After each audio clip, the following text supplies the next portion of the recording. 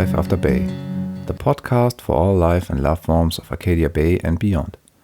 I'm your host Martin, as known as It's Me Maxine. First of all, I wish you a good start into the new year, or if you're celebrating differently, a good start into the next chapter of life. If you're searching for the missing episodes of October till December, yes, you're right, there are no such episodes. Due to several private matters, I made no new podcast episodes in the last 3 months. I'm so glad that John Soukoulis agreed on showing us some insight in his fan-made game Life is Strange After the Storm. Even this new episode took me a long time to make, and I'm grateful that John was so patient. There's also one new thing you might have noticed. I have a new podcast cover. R3Tios made the iconic Max and Chloe on the train tracks art. Please check him out, and I hope we will see some new stuff from him in the future. As long as he is willing to keep me as his sometimes cryptic and demanding customer. At the end, I will shortly present some fan news I found on the internet. Some brand new, some 6 years old. This hiatus wasn't planned, but I would say that at the moment I'm grateful that I could use that time and power in the 3 months pause to handle and process a lot of private matters, while some are still ongoing. But I found that this podcast also gives me something to focus on and strive for. And of course I love and miss my babies and the Liz fandom. I have to apologize to my Kitty because I postponed her interview sometime into the next year, and to Johnson Terminal for cancelling our appointment on a very short notice. So sorry. But I will still do an interview with you, promise. Thanks for keeping up with me and still listening to this podcast, or welcome new listener. Kudos again to Christina, as known as Riley Hawk, for letting me use her Life is Strange inspired music for the podcast, and Olya-Roo for the original podcast cover. This time I have a wonderful guest. This is John Soukoulis, and of course I will talk about Life is Strange and about his fan game Life is Strange After the Storm, and welcome him to the podcast. And John, of course, everyone introduces themselves to the people who listen to the podcast. So please tell us something about yourself. So it's my pleasure to be here. Thank you for calling me. So my name is John Soukoulis. I'm 21 years old. I'm from Greece. I just graduated college with a bachelor's degree in computer science. And I'm a games programmer. I'm currently not working anywhere, but I'm available too if anyone is interested. Okay. In my free time, I like playing games and also making games, of course. Were studying, or you finished your studying at SAE, or? Oh yeah, I just finished my bachelor degree. So congratulations then. Thank you so much. Yeah, of course I will start with questions about Life is Strange, and the most famous question, of course, is how and when you got into the video game franchise of Life is Strange. Yeah, so my first touch with Life is Strange was back in 2015. This is also the year that the game released. I was really interested to play a choice-based game because I didn't have any past experiences with something like that. I started playing the game, but I was not really into it, so I dropped it after the second episode, to be honest, the first time. 2 years later, in the summer of 2017, I decided to give it another chance, and I don't know what it was, but I was more into it than ever before. Maybe because I was older, I don't really know. But I finished the game in just a few days, and I remember E3 was just around the corner, and Life is Strange Before the Storm was announced, so I was really hyped to see those characters again and play as Chloe. Okay. Cool. So, is this right? You were 16 when playing the game, or? Yeah, around 16, 17. Okay. Yeah. Okay, cool. Because I have to admit, because of course you know it, but I'm much older. But and I played it only 3 years ago, so I always find it fascinating because I have also 3 children. 2 are almost. One is almost your age, and the oldest one, but the middle one is almost the age you played it. So I always wonder with my youngest child, she's 13 now, and she's also eager to play it, but I always say, oh, you have to wait because it's the topics are too. I mean, yeah. 15 or 16, it's okay, I think, but before it's. Yeah, I see that. Yeah. What was so special about it for you then when you played again? I think what made the game so special for me was that the year I started playing Life is Strange again was when one of my friends reached out to me after a year of not talking to each other because of some personal stuff that happened between us. Mm-hmm. So it really made my whole summer, and that reminded me a lot of a relationship between Max and Chloe, and that's probably the reason I love those characters so much, to be honest. They are relatable to me and the situation that I was in, so yeah. Mm. So, and was there aha or life-changing moments, some people say so, during the game or afterwards related to Life is Strange for you? I believe that it was the fact that the game made me think twice about my everyday choices in life and the consequences of my actions and how they impact the world around me. Mm. I believe that's what more games should do other than offer entertainment. Mm-hmm. As you said, mostly people get into the fandom or the community after a while, after they played Life is Strange. So how and when did you get into the fandom of Life is Strange? I got into the fandom around the period that I started making my fan game. I wanted to share what I made with other fans because I know how much those characters mean to people. And they gave me really positive feedback, so I was really proud and happy with my work, and it gave me motivation to continue. Yeah, cool. Talking about the fandom, what do you like most about the fandom? People are really creative in the fandom. I've seen so many great projects and artworks created by fans, and that's what I really like about the fandom the most. The creativity is outstanding. Yeah, that's right. What platforms were you most active at that time or nowadays? Mostly active on Twitter, but I'm not really getting involved in conversations that much. I'm more of an observer, to be honest. Yeah, that's okay. So you are on YouTube also, I think? Oh, yeah. I have some videos with Life is Strange there and other projects that I'm making right now. Yeah, so talking about the fandom, as you said, there are already creative people out there, outstanding. And so what do you like most about the fandom type, like drawings, cosplay, or fan fictions? Yeah, I like everything creative. There are so many talented people in the fandom, but I think I like seeing videos and artworks more. I knew your work for the programming level designs and the cutscenes you made for the fan game Life is Strange After the Storm, as you said, you're programming. So yeah, how you got into this kind of level design and kind of programming? So before Life is Strange came into my life, I was and still am a really hardcore Tomb Raider fan. I started making games with Tomb Raider Level Editor, which is the game engine that core design used for the first 5 games of Tomb Raider. Level Editor has a whole community of level builders in the Tomb Raider fandom and many great games built by them. After some years of experimenting with the Level Editor, I wanted to try and make something with the next generation game engine, and that's when I found out about Unity. I started making levels in Unity mostly because I didn't know much about programming back then. Some years later, when I graduated high school, I decided to attend a college called SAI Athens to learn games programming, and that's when I started making Life is Strange After the Storm. Cool. Normally, you have a drawing background, or are you drawing since beginning of school? Or? Yeah, I had. Yeah, I was drawing even before I started making games. So yes. Cool.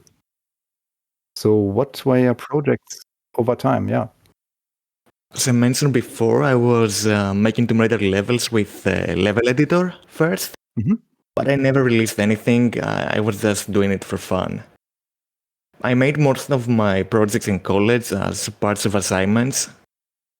I made Lost in the Darkness, which is a survival horror game still in development. Okay. Another one called Don't Be a Chicken, which is a game about a little chicken that wanted to escape a farm. Tomb Raider Ascension, which is also a fan-made project of a cancelled Tomb Raider game. Of course, Life is Strange After the Storm, which at first was a tool called Object Spawner for an assignment. And recently I released a fan-made Resident Evil game I made with one of my friends from college called Resident Evil Recreation or a Nostalgia Game Jam. I think you mentioned it via Twitter. Yeah. Yeah, okay. Cool.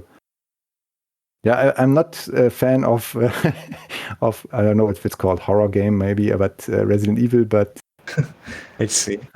I've seen the videos, yeah. Yeah, cool.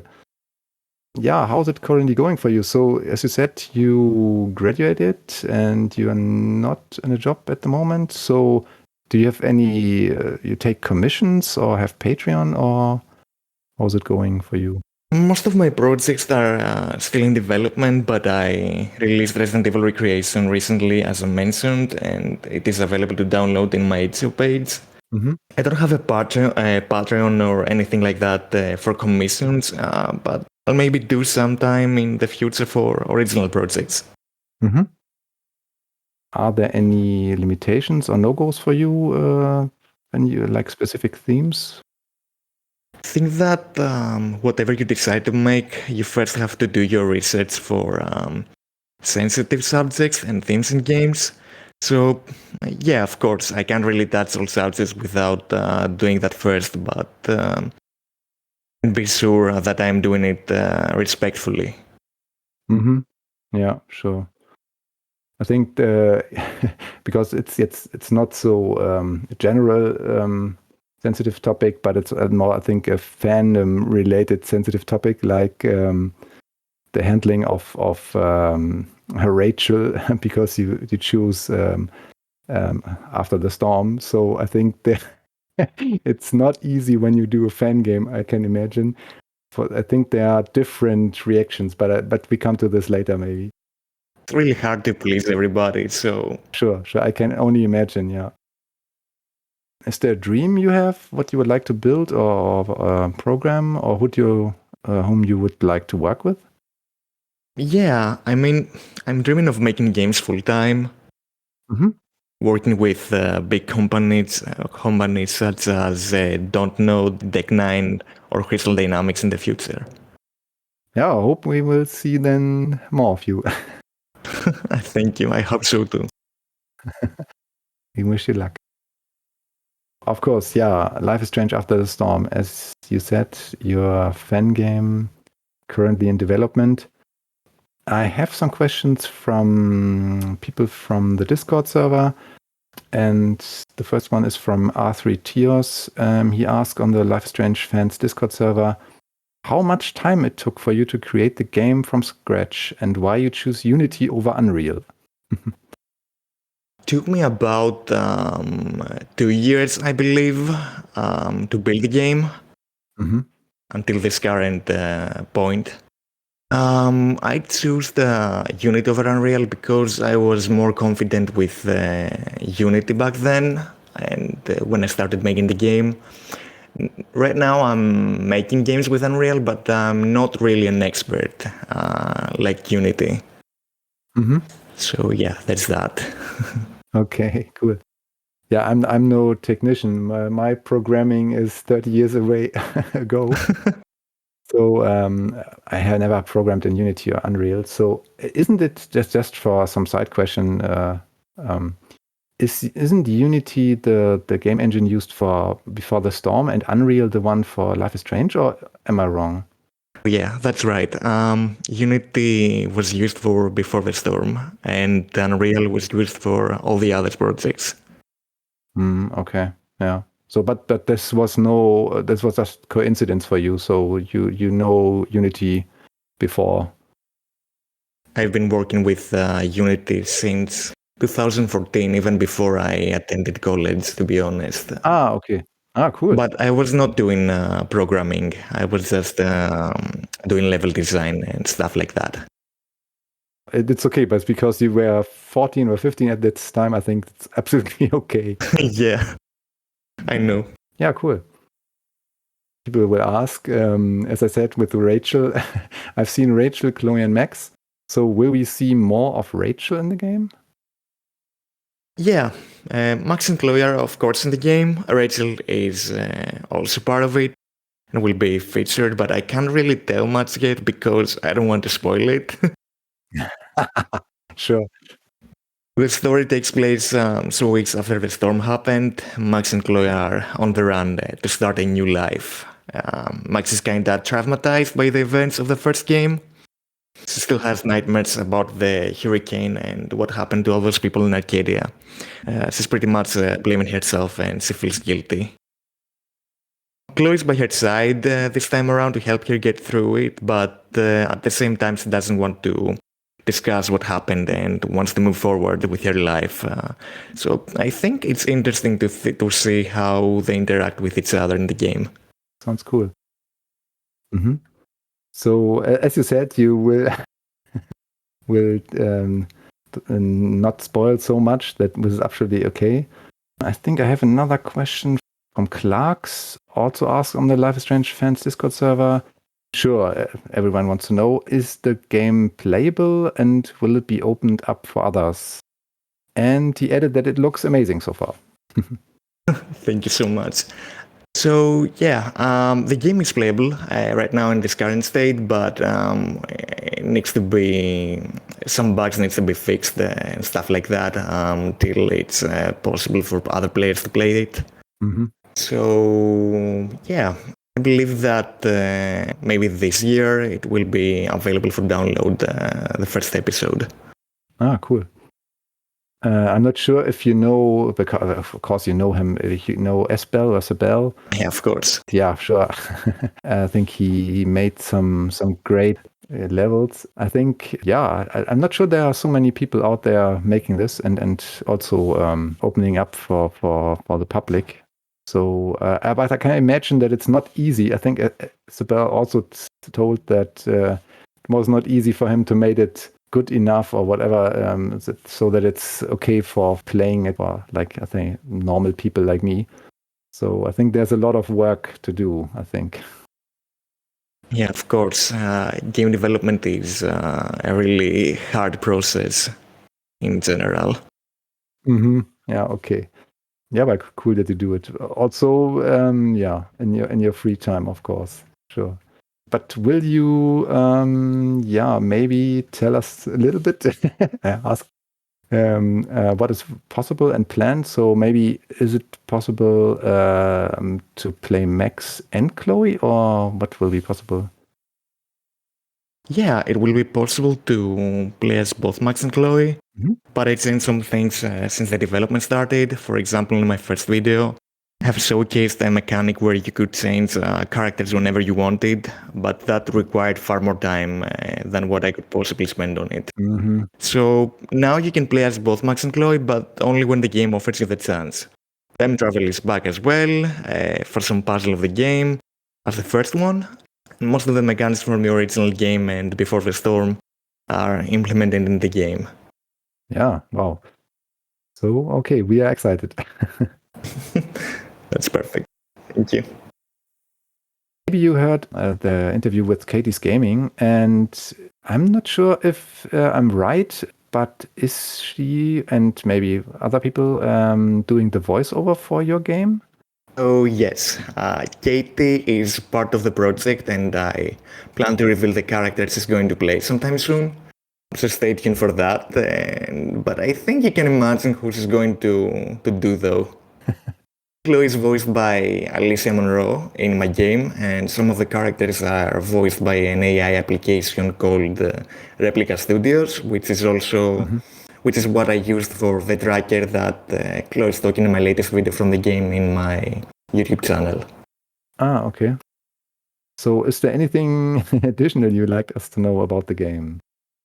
Sure, I'm currently working on an update for the game that will improve the graphics to a more, let's say, next generation look. I'm planning to release a new video as soon as I'm done with the update. I've already uploaded something on Twitter, but it's not really done yet, so keep an eye out for that, I guess. As you said, I think you handle the project on your own. Okay, you have support from people like voiceover or stuff like that, but is there any help or support or know-how, whatever needed that may help you for this project? Yeah, as I said, voice actresses, and other people such as Iliana, which is my friend also from college, helped me with some of the models for the game. There are other people involved in the game. I usually put their links down in my videos from YouTube. Okay. So you have support from other people. Yeah. Okay, that's cool.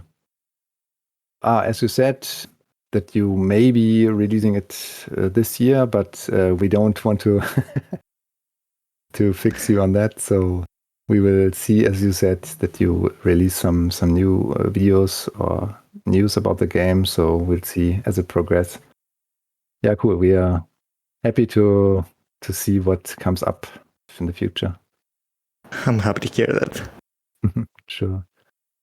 Talking about the community part. Yeah, as I said, I talked to Espel on another episode, who's also making such level designs of Life is Strange. As you said, you have no Patreon, but is there a like fan art community or a group of people you share ideas or tricks with Unity or whatever you use for the level design? Oh, yeah. There are people from my college that I usually talk about it for coding stuff and things like that. So yeah, there are people helping me with some things such as some programming bugs that I'm usually stuck to. Yeah. Cool.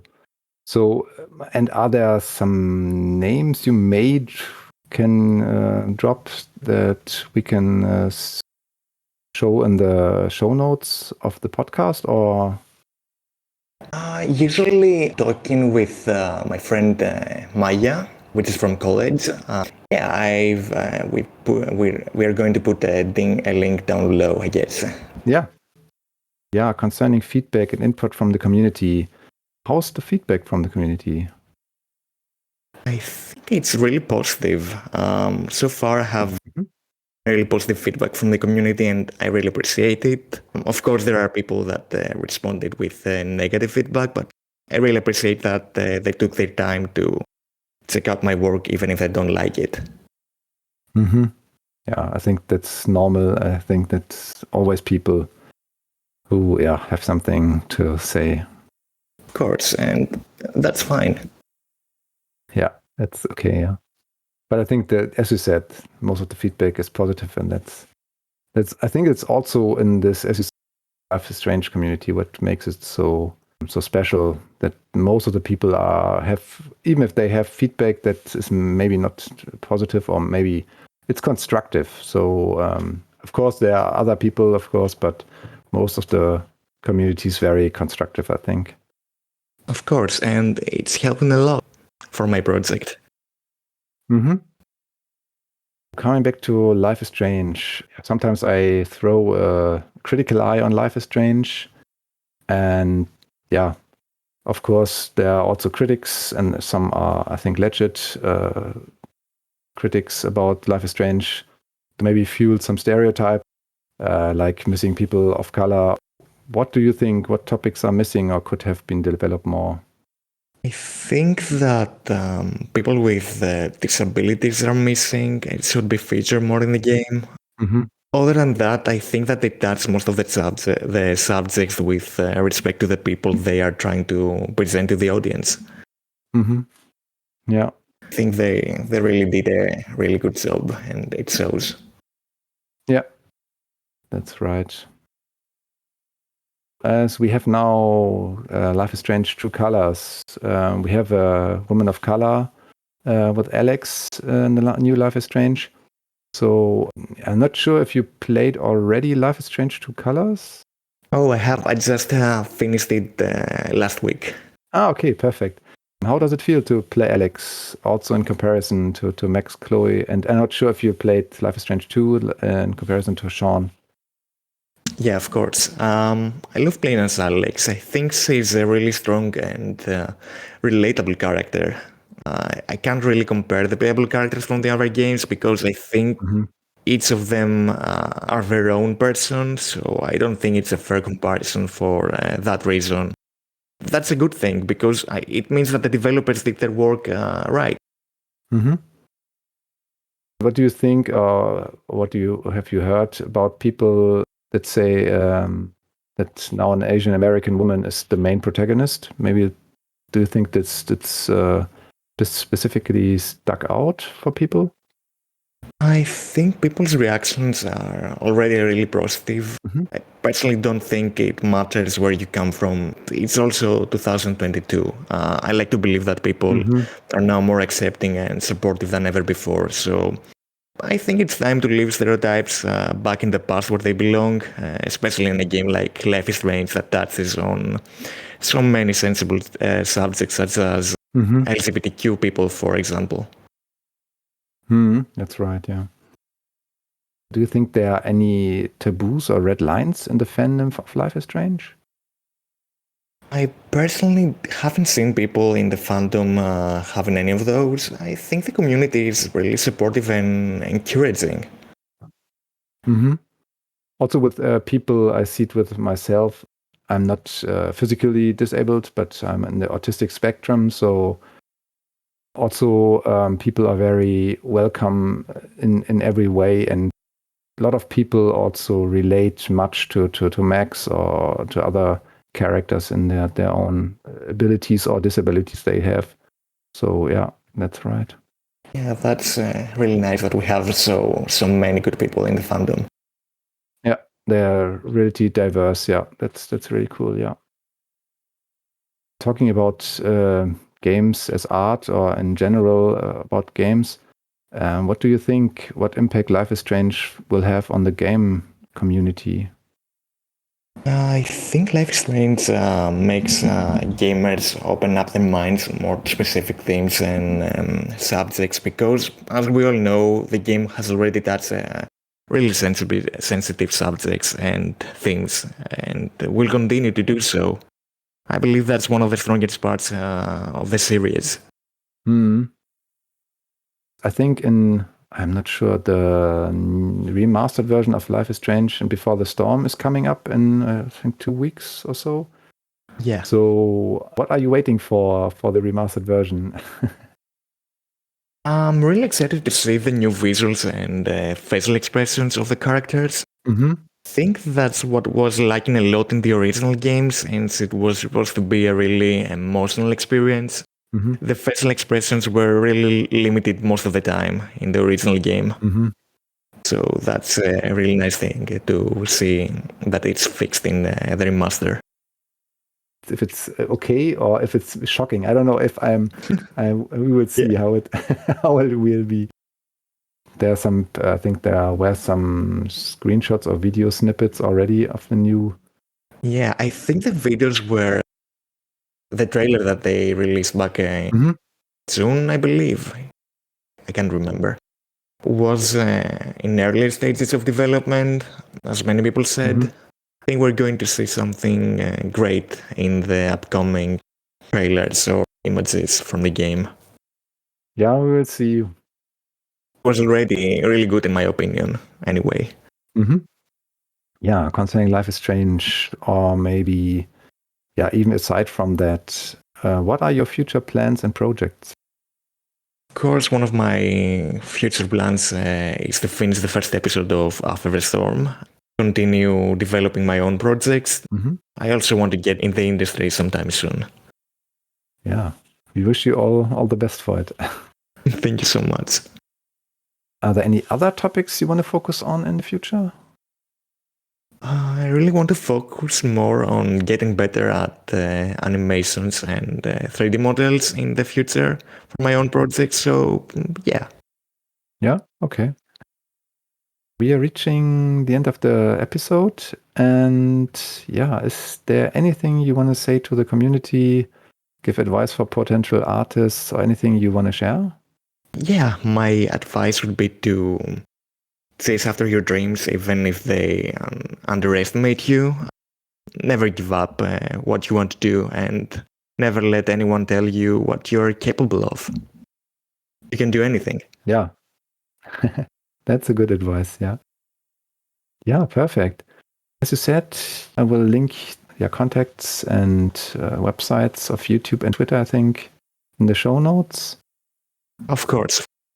Yeah. Then thank you for joining us here in the podcast. Thanks for your insight. And yeah, we wish you all the best for your future. Thank you so much. It was a pleasure to be here. Yeah, thanks. And of course, we are excited to see more of Life is Strange After the Storm. So see you next time then. Thank you so much.